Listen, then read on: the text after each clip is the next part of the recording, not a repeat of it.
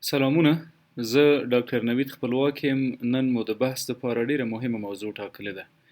محرقه یا زموږ د هیواد په ځینو سیمو کې ترټکه بلل کیږي د محرقې تبه یا ټایفاید فیور څه ډول ناروغي ده او په دې هکله هغه غلط باورونه څه دي چې باید ټول پرې وپوهیږو. ښه، د محرقې تبه د یو میکروب په واسطه چې سالمونیلا نومیږي منځته راځي. سالمونیلا دوه ډوله ده: سالمونیلا انټریکا او سالمونیلا بنګوري. د انټریکا ته یې سالمونیلا ټایفي هم وایي، سالمونیلا ټایفي. یا د انټریکا د وجې چې کومه تبه منځته راځي هغې ته ډیری د محرقې د تبې اطلاق کیږي. ښه، له کومه کیږي دا میکروب؟ له بهرني محیطه. که چیرې خواړه په دې میکروب باندې لړلي وي یا اوبه په دې میکروب باندې ملوثې وي او موږ دا خواړه او اوبه واخلو ویخورو، بالاخره له ژولو وروسته به نوموړی میکروب د ملوثو خوړو سره ځان یو ځای را رسوي معدې ته، سټمک. زموږ د وجود لومړنی دفاعي سیستم په معدې کې موجود ده او هغه د معدې مخرش او قوي تیزاب دي، هایدروکلوریک اسید یا HCl. له هر څه مخکې خو د سالمونیلا ټایفي او دې ته ورته هر بل میکروب او ویروس او پیتوژن چې د بهرني محیط نه راځي نو لومړی په معده کې له منځه ځي. که چیرې سالمونیلا ټایفي وتوانېده چې د معدې له تیزابو ژوندی ووځي نو ځان را رسوي چیرته؟ وړو کولمو ته، سمال انټسټاین. په وړو کولمو کې د سالمونیلا ټایفي یا د محرقې د میکروب اساسي ځای ده. دلته به وده کوي او له همدې ځایه د وجود نورو غړو ته ننوځي. فرضاً سالمونیلا ټایفي میکروب له معدې راووته، راغی کولمو ته او په کولمو کې ځان ځای پر ځای کړ. د کولمو دغه کوچنۍ ساحه اخلو او د مایکروسکوپ لاندې ګورو چې څه ډول یو سټرکچر لري. دغه لومړنۍ ساحې ته یا لومړنۍ پردې ته میکوزا وایي. میکوزا د کولمې دیوال له څلورو پردو یا څلورو قوي لایو څخه جوړ شوی ده. لومړی میکوزا نومیږي. په میکوزا کې دا حجرات موجود دي چې دته انټیروسایټس وایي، انټیروسایټس یا د کولمو حجرات.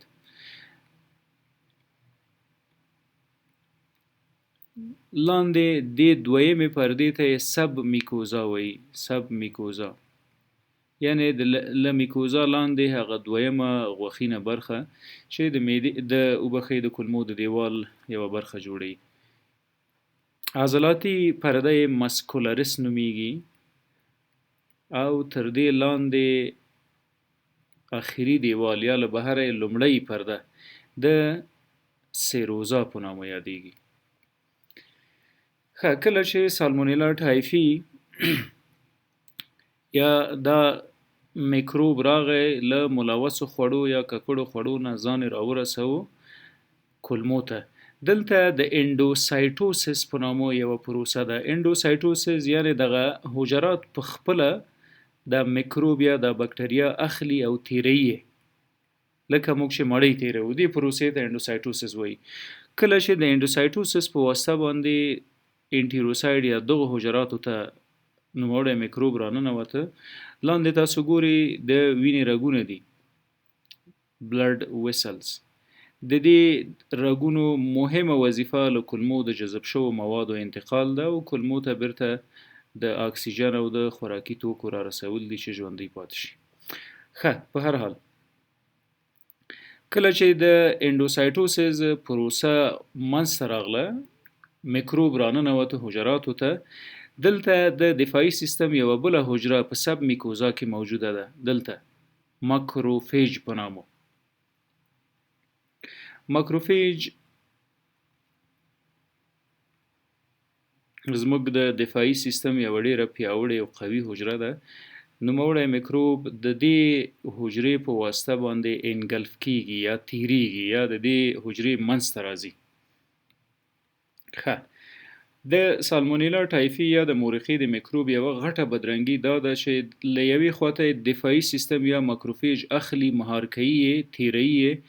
دلته نوموړی میکروب په داخل د حجره کې وده کوي، انټر سلولر گروث لري، یعنی له ډیرو میکروبونو څخه یو میکروب یا یوه بکټریا چې هغه د مورخي بکټریا ده، یا سالمونیلا ټایفاید یا پاراټایفاید، دا د دفاعي سیستم په حجراتو کې وده کوي. کله چې زموږ دفاعي سیستم په دې میکروب یا په دې بکټریا باندې حمله وکړي، دا مهار کی تیری کی، نو عمل ته بالاخره د ودې او د تکثر برنامه خپل مخکې بیایي. یعنی معنا دا چې سالمونیلا ټایفي یا سالمونیلا انټریکا د وجود د دفاعي سیستم په واسطه مهار کیږي، بند کیږي، ولې په بند کې د ودې او د تکثر پروسه مخکې بیایي. دلته له همدې ساحې انټرسلولر گروث وشي، مقدار د بکټریا وزخ زیات شي، او لدې ماکروفیج بالاخره راوزي او د وینې جریان ته ننوزي. کوم د وینې جریان ته؟ پورټل سرکولیشن. د وینې هغه جریان چې پورټل نومیږي یوازې په کلمو او په ینه پورې مرتبط ده. له کلمو غذایي توکي، له کلمو جذب شوي خواړه یا هغه څه چې د بدن په کار وي، هغه سیده ینې ته راولي او ینې د زړه ته، او زړه د بدن مختلف سیمو ته پمپ کوي. د یوه لاره د سالمونیلا ټایفي ده چې له دې لارې ځان رسوي لیور یا ینې ته، له ینې ځان رسوي زړه ته، زړه یې بالاخره پمپوي ټول وجود ته. درست؟ کله چې ټول وجود ته پمپ شو او په ټول وجود کې خور شو، نو د بکټریمیا په نامه تکلیف جوړي، یعنی د وینې په جریان کې د بکټریاو کثرت او زیاتوالی، او په همدې وینه کې د میکروب گروث یا وده هم کوي. دا یوه لاره ده. کله چې ماکروفیج یا دفاعي سیستم لخوا دا انګلف شو، وخوړل شو، نو اتومات ځان رسوي د ریټیکولو انډوتیلیل سیستم. ریټیکولو انډوتیلیل سیستم د لیمفویډونو سیستم د لیمفاوي چینلونه دي. نو د دفاعي سیستم د ضعف سبب ګرځي. لیمف اډیناپیتي یا د لیمف نوډونو پړسوبونه منځته راځي، چې په دې وروسته در سره غږیږم چې په کومو سټیجونو کې، په کومو حالاتو کې موږ د دغسې لیمف اډیناپیتي سره مخ کیږو. لیمف اډیناپیتي یا د لیمف نوډونو غټوالی ډیری وخت د ژامې لاندې په تخرګونو کې، د ورانه په بیخ کې، دغه ځایونو کې لیمف نوډونه غټیږي. څوک ورته خط کشک وایي او څوک په سیمه ییزو اصطلاحاتو نور نومونه ورته کاروي. ښه، یوه مهمه نقطه چې دلته باید ورته یادوري وکړم، ګورئ دا فرضاً معده، دا وړې کلمې او سالمونیلا ټایفي راغله معدې ته، له معدې راغی کلمو ته، له کلمو جذب شو وینې ته، او له وینې سیده ځان راورسوه ینې ته، لیور. دا فرض مثال زموږ ینه ده. کله چې میکروب ینو ته راغی، له ینې یا له ځیګر دوه لارې لري. یو به ځي د انفیریر وینا کیوا په واسطه، یا د یو غټ هغه شارګ یا شریان په واسطه ځان را رسوي زړه ته، هارت ته. دا یوه لاره ده چې د دې په واسطه د بدن مختلفې سیمې او د بدن مختلف ارګانونه ملوث کوي. دویمه لاره دا ده چې د لیور نه یا د ینې نه نوموړی میکروب راځي ګال بلډر یا د صفرا کیسې ته. درست؟ او د صفرا په کیسه کې ځان ځای په ځای کوي، له دې ځایه تکثر کوي، وده کوي او خپل میکروبونه دوباره رالیږي کلمو ته. نو دا یو جریان جوړ شو، له کلمو جذبیږي ینې ته ځي. فرضاً سالمونیلا ټایفي دا میکروب راغی، له کلمو جذب شو وینې جریان ته، د وینې جریان ځان راورسوه ینې ته، له ینې یوه لاره اختیار کړه لاړه د بدن ټولو سیمو ته، او بل چینل یې داسې جوړ کړ چې د صفرا کیسې نه بیرته کلمو ته راغی. نو په دا ډول په کلمو کې سرکولیټ کوي او دوران کوي. همدا یوازینی علت ده چې کلمې تر ټولو متضرره ارګان ده د محرقې په صورت کې. انټرایټس یا د کلمې زخمونه او التهابات او عفونتونه منځته راولي. همدا یو اصطلاح ده چې ډیری وخت سالمونیلا ټایفي ته سالمونیلا انټریکا هم وایي، ځکه چې کلمې متضرره کوي او په ځینو حالاتو کې حتی پرفوریشنز یا د کلمو د سوری کېدو سبب ګرځي، چې دا یو سرجیکل امرجنسي ده، او په دې وضعیت کې باید مریض ته بیړني خدمات عرضه کړل شي. ښه، دا شو د سالمونیلا ټایفي په هکله سایکل. کوم کلینیکل فیچرز یا کلینیکي علایم موږ په سالمونیلا ټایفي کې درلودلی شو چې په هغې در سره بحث وکړم. ګورئ، کله چې د سالمونیلا ټایفي میکروب د ینې څخه راغی زړه ته او زړه پمپ کو د بدن مختلفو ارګانونو ته نو دلته یو تکلیف د بکټریمیا په نامه جوړ شو بکټریمیا دا مو مخکې در سره بحث وکړو چې څنګه بکټریمیا منځته راځي بکټریمیا یعنی د وینې په جریان کې د بکټریا شتون او زیاتوالی کله چې وضعیت د بکټریمیا تر کچې ورسیږي نو د بدن په ټولو ارګانونو کې د ټایفاید یا د مورخې د وجې تکلیف منځته راغلی وي په لومړۍ هفته کې کم کلینیکي علایم دي چې هغه په مریض کې باید وڅارل شي او که چیرې موجود وي نو شک پرې وکړو چې دا د سالمونیلا ټایفي میکروب یا مورخې میکروب په لومړۍ هفته کې څه کیږي اول خو باید یادوري د کوم چې کله چې بکټریا راننوځي وجود ته له ایکسپوژر نه واخله تقریبا تر 10 ورځو پورې علایم نه جوړي په ځینې کتابونو کې لیکلي دي چې له 14 ورځو نه واخله له 2 هفتو تقریبا تر 6 هفتو پورې د مورخې میکروب اخته تولید د مثل کوي حجرات د بدن دفاعي سیستم کمزوری کوي او په دې سلسله کې بالاخره د وجود علایم منځته راځي نو ډیری وخت د سالمونیلا ټایفي د وجې علایم زر نه ښکاره کیږي په لومړۍ هفته کې چې کوم علایم منځته راځي هغه فیور تبه ده د مورخې تبه باید وپیژنو ډیری وخت غلط باور موجود دی په وجود کې مړه تبه موجود وي د وجود ګرمایش موجود وي او مریضان ورته کلونه د مورخې نوم ورکوي او ډول انټي بیوټیک خوري دا غلطه خبر ده د مورخې د وجې راولاړه تبه خو لومړی های ګریډ فیور یو ډیره شدیده تبه ده څنګه شدیده تبه وپیژنو په شدیده تبه کې مریض وجود ډیر ګرمي یعنی تر 40 درجو 9 درجو پورې د وجود حرارت جګ شوی ورسره رایګرز او چلز لري یعنی سره لدی چې د مریض تبه وجود ډیر ګرمي ساړی کیږي او لړزیږي رایګرز او چلز دا د مورخې د تبه نښه ده یا د ټایفاید فیور هغه تبه چې موږ مړه تبه ولرو ډیری وخت اوبه نسکو د کلونو عمرونو لپاره مو اوبه نه اسکلي وجود ګرمي یا مو د وینې غوړ زیاتی یا د ینې غوړ زیاتی د وجې وجود مړه تبه لري دا هیڅکله د ټایفاید یا د مورخې په معنا نه ده او په دې اساس په دې ملحوظ باید انټي بیوټیکونه خوړل شي په لومړۍ هفته کې یو نښه چې منځته راځي هغه تبه ده او دا ډول تبه وي دویمه نښه چې په لومړۍ هفته کې په مریضانو کې لیدل کیږي هغه سردرد د هډیک دا سردرد هم عادي سردرد نه ده بلکې یو ډیره ښه نښه لري کله چې د مورخې د وجې سردرد منځته راشي کله هم چې موږ قدم وهو ګرځو او لږ څه د خپه په زوره کیږدو نو ټول سر مو ورسره درد کوي دغه ډول هډیک یا سردرد په مورخه کې لیدل کیږي ورسره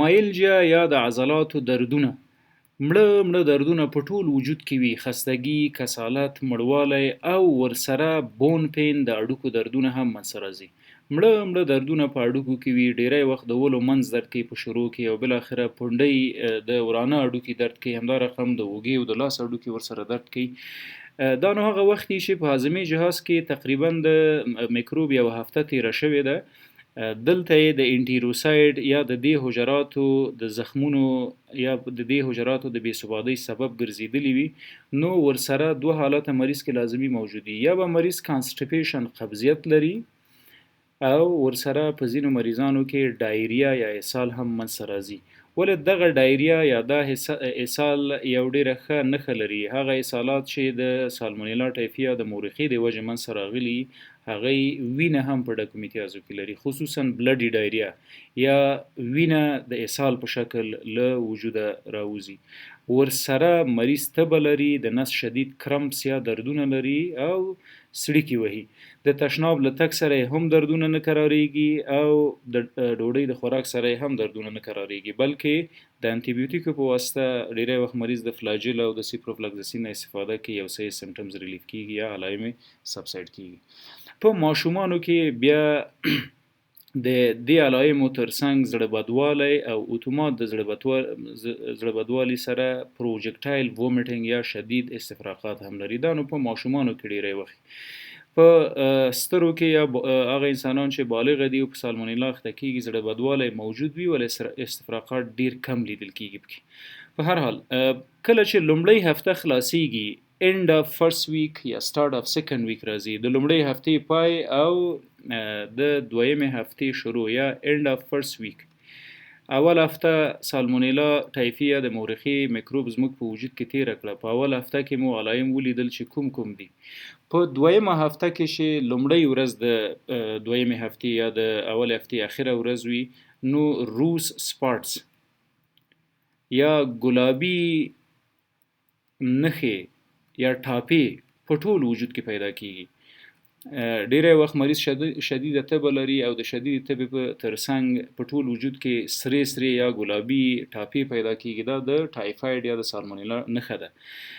همدا رقم په دویمه هفته کې سپلینومیګالي یا د تهال یا د توري پړسوب منځته راځي، ځکه چې سالمونیلا یا د میکروب یا مورخه تر وینې رسیدلې ده، د وینې حجرات ځپلي دي او هغه حجرات باید د توري په وسیله له منځه لاړ شي. دلته هایپرسپینزم منځته راځي او بالاخره توری پړسیږي.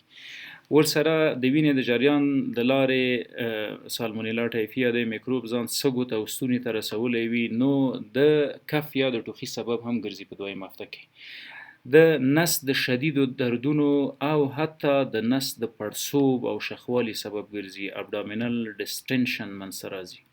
دا د دویمې هفتې علایم دي.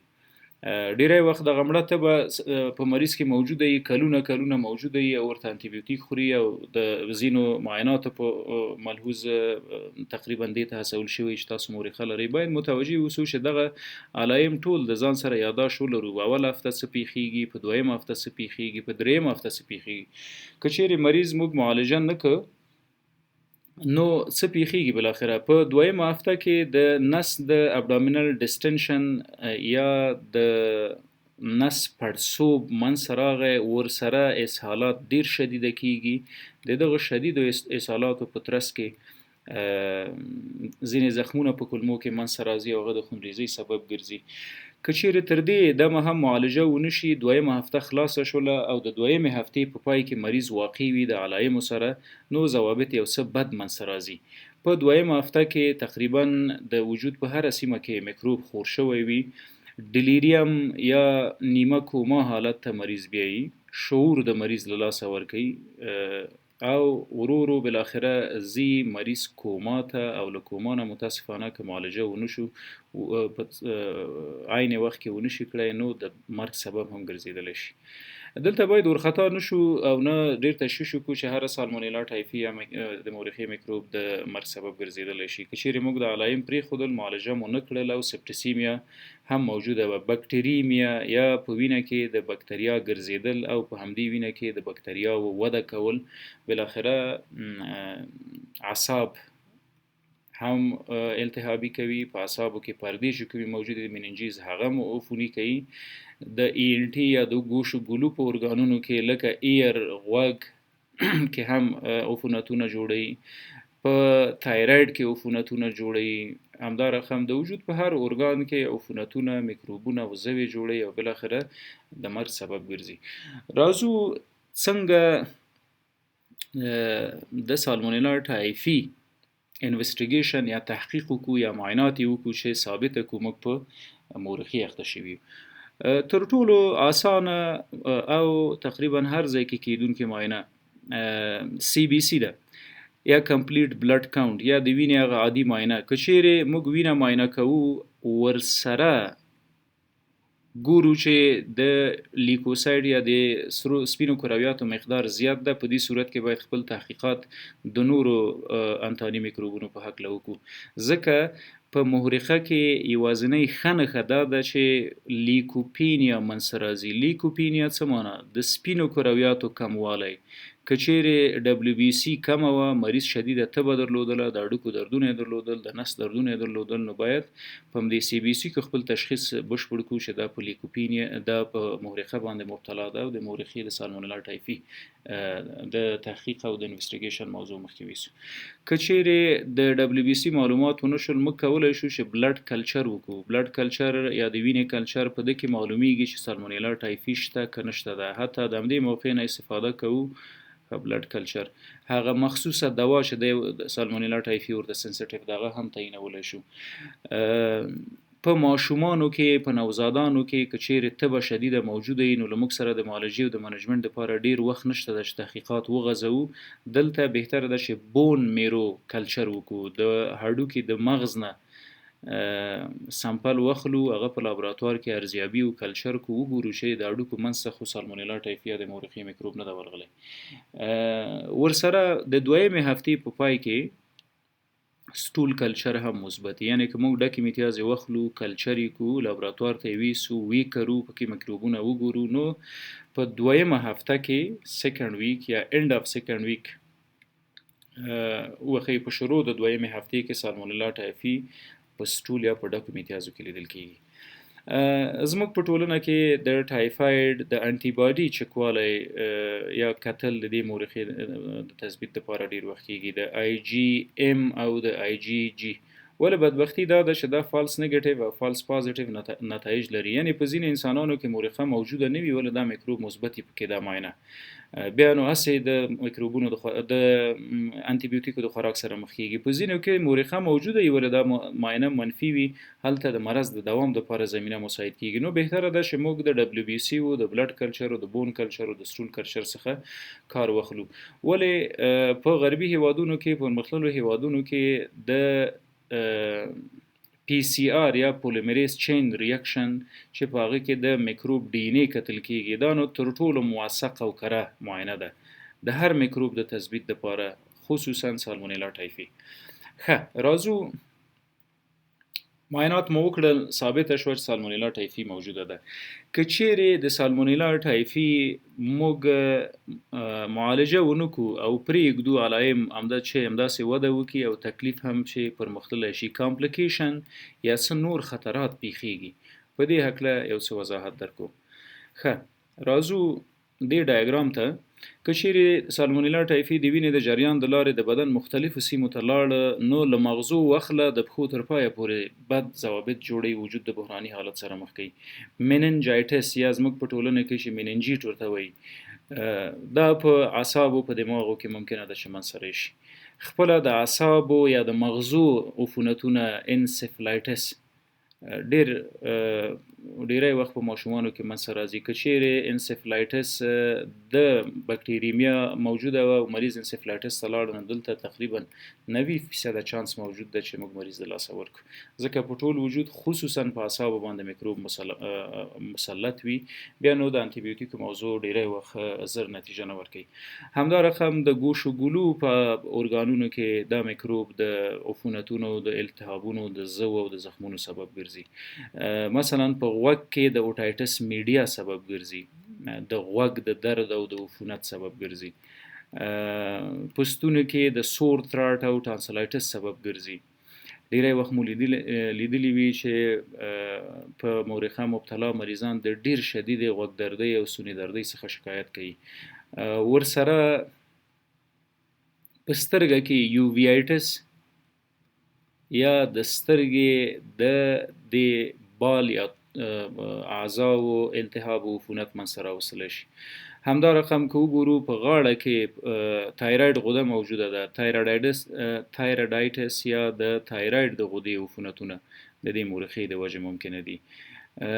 لاندې موږ نور د بدن ارګانونه لرو لکه سږي، نیمونیا یا سینه او بغل د مورخې د وجې ډیر ممکنه ده چې منځ راشي. په ماشومانو کې خو ډیری وخت د مورخې د وجې نیمونیا منځ راځي. که په سږي کې سینه او بغل منځ راغی، په زړه کې د عفونتونو د التهابونو سبب ګرځي. انډوکارډایټس د زړه د غوښینو برخو عفونت او التهابونو سبب ګرځي. د زړه شاوخواته چې کومه پرده ده د پریکارډیم په نامه، که چیرې دا میکروب هلته ځای په ځای شي، د پریکارډایټس یا د زړه د هغه پردې چې د زړه حفاظت کوي او پوښلی ده، د هغې د عفونت او د التهاب سبب ګرځي. ولې اساسي ځای سمال انټسټاینز یا کوچنۍ کولمې دي. مخکې مو یادوري وکړه کولمې کوچنۍ ولې ډېرې متضرر دي. میکروب له بهرني محیطه راځي کوچنۍ کولمو ته، له کوچنۍ کولمو نه ځان رسوي لیور یا ینې ته، له ینې دوه لارې انتخابوي. د انفیریور وینا کیوا په واسطه انتقالیږي زړه ته، زړه یې پمپوي ټول وجود ته، all over the body. کله چې د وجود هر بخش ته دا میکروب انتقال شو بدون له قید و شرط، هلته د عفونتونو او د التهابونو او د زخمونو سبب ګرځي. دویمه لاره دا ده چې له تریخي بیرته راځي جی بي یا ګال بلډر ته، یا له لیور یا له ینې دا میکروب راځي چیرته جی بي یا ګال بلډر یا تریخي ته. په تریخي کې ځای په ځای کېږي، هغه ځای کې تولید د مثل کوي یا ګروت یا وده کوي او دوباره له دې ځایه ځان را رسوي وړو کلمو ته. نو داسې یو سایکل جوړ کړی وي، له وړو کلمو یعنی نه صفرا کیسه نه بیرته کلمې، له بل هر ځای کلمې زیاتې متضرره کیږي. په کلمو کې زخمونه منځته راځي، السرز منځته راځي او بالاخره انجام پرفوریشنز یا د کلمو سوري کیدل وي. نو کچېرې شدیده تبه او د اډوکو دردونه لرو، ورسره په ډکو میتیازو کې وینه ګورو، نو عاجل باید ډاکټر ته مراجعه وکړو که چیرې سالمونیلا ټایفي موجود وي او سپټسیمیا منځته راتلونکې وي چې د هغې مخنیوی وکړو. ښه، هغه ارګانونه چې ډیر د دې میکروب په واسطه متضرر کیږي هغه یو سپلین ده یا توری ده، سپلینومیګالي یا د سپلین سایز غټیږي. بل ارګان چې ډیر متضرر کیږي هغه ینه ده او هپاټایټس د ینې التهاب او عفونت او زخمونه د دې میکروب په واسطه منځته راځي. بل ارګان چې ډیر متضرر کیږي هغه بون میرو یا د هډوکو مغز ده، چیرته چې وینه جوړیږي د انسانانو د بون میرو د التهاب او عفونت سبب ګرځي. په ماشومانو کې د اسټیوملایټس یا د اډوکو د التهاباتو او د عفونتونو سبب ګرځي. بل ارګان چې ډیر متضرر کوي هغه لیمف نودونه دي. زموږ د بدن دفاعي سیستم کې یو ډیر مهمه سیستم ریټیکولو انډوتیلیل سیستم ده چې په هغه کې لیمف نودونه موجود دي او دغه لیمف نودونه ډیری وخت د بکتریاو پر ضد جنګیږي. نو لیمف نودونو کې سایزونه یې غټیږي، لیمفاډینوپاثي منځته راځي، دفاعي سیستم په سمه توګه باندې کار نشي کولای. همدا رقم دلته ګردې موجود دي چې له یاده مو ونوځي. په ګردو کې سالمونیلا ټایفي د عفونتونو سبب ګرځي. پایلونفرایټس د ګردو عفونتو زخمونه او التهابات دي چې ډیری وخت په داسې وضعیت کې مریض په تشو میتیازو کې وینه لري یا هیماچوریا منځته راځي. سیسټایټس یا د مثانې عفونت او التهاب موجود وي چې مریض پکې سوزاک لري، تشو میتیازې یې سوځیږي.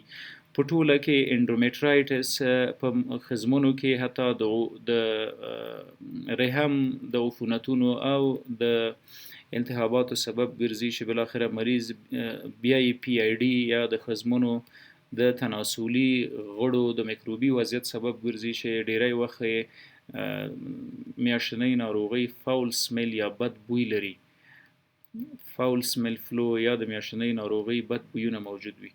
همدا ډول د بدن هر حجره، هر غړی، هر ارګان د دې میکروب په واسطه متضرر کیږي. څنګه د نوموړي میکروب معالجه وکړو؟ په معایناتو پوه شو، په علایمو پوه شو، راځو په معالجې ته. جنرال منیجمنت کې څه کوو؟ یعنی د هر مریض لپاره که په چیرې مشکوکه شو چې په دې میکروب باندې اخته ده، نو په جنرال منیجمنت کې لومړی باید مریض ته استراحت مساعد کړو. دا یو بیډ ریسټ. د استراحت ترڅنګ هغه څه چې بل ډیر مهمه دي، پلنټي اف فلیډز باید مایات، زخ زیات باید مریض وسکي.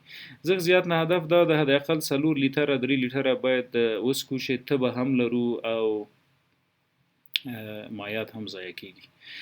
د دې ټولو سره خپل حفظ الصحه باید دقیق رعایت وساتو، خصوصا ماوت واش یا د خولې مینځل یا د ونه باسو چې هلته سلایوا موجوده ده او دوباره د دې میکروب د سایکل کېدو چانس پکې موجود ده.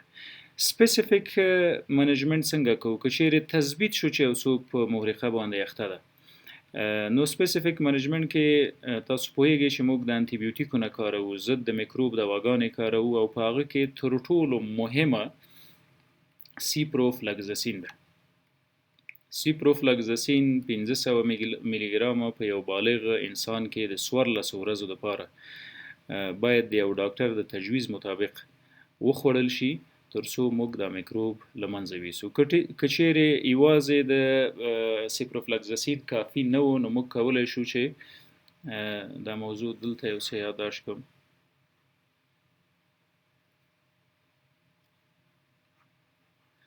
د ایزیترومایسین یا د ماکرولایډز انټي بیوټیکونه هم کولای شو چې استفاده وکړو. ایزیترومایسین 1500 ملي ګرامه د ورځې یو ټابلیټ جمع سیپروفلکزسین د ورځې 2 وخته. د 14 ورځو لپاره ډیره ښه نتیجه ورکوي. د رګ د لارې کولای شو سفټریکزون مریض ته تطبیق کړو، ولې دا سفټریکزون باید د یوې هفتې لپاره واخلي نه اضافه. د مریض عمر او وزن ته په کتو 1 ګرام او حتی 2 ګرام هم کارولای شو په یوه ورځ کې. ښه، که چیرې مریض بار بار په مورخه اخته کیږي نو معنا څه ده؟ دلته هغه د تریخي ذخیره او د تریخي نه بیرته د میکروب کولمو ته راتګ وي، یعنی بار بار موږ مورخه معالجه کوو بیرته مریض مورخه کیږي، مورخه معالجه کوو بیرته مریض مورخه کیږي، نو معنا دا چې دلته یو سایکل موجود ده. په دې صورت کې د تریخي عملیات مهمه ده. موږ باید د مورخې د معالجې لپاره کولیسیسټیکټومي یا د مورخې لپاره تریخه وباسو. که یې ونه باسو ټول عمر خو نشو کولای د مورخې لپاره انټي بیوټیک وخورو. که چیرې دا انټي بیوټیک له حده زیات کارونو د لیکي ګټ سنډروم په نامه یوه بله مهلکه ناروغي جوړوي چې هغه بیا د نورو ناروغیو لپاره زمینه سازي کوي. نو بهتره ده چې د ډیرو انټي بیوټیکو د خوراک پر ځای کولیسیسټیکټومي وکړو او د تکلیف جړ ټول له منځه ویسو. دا ټول راټول شوي معلومات د محرقې یا د ترټکې په هکله په دې هیله چې ګټور ثابت شوی دا بس. په اخره کې باید ووایم سالمونیلا ټایفي د ډاکټر ډاین سالمون په نامه د لومړي ځل لپاره دا میکروب کشف شو، ځکه خو د په نوم باندې تر اوسه یادېږي سالمونیلوسیس. د سالمونیلوسیس هغه مرض ده چې د سالمونیلا په واسطه منځته راځي. سالمونیلا هغه بکټریا ده چې زموږ په ولس کې د محرقې په نامه مشهوره تبه جوړوي، یا زموږ په جنوبي ولایاتو کې لکه خوست، پکتیکا دلته یې ترټکه بولي. د محرقې تبه دا ټول هغه موضوعات دي چې د سالمونیلا انټریکا یا د میکروب په واسطه منځته راځي. مننه.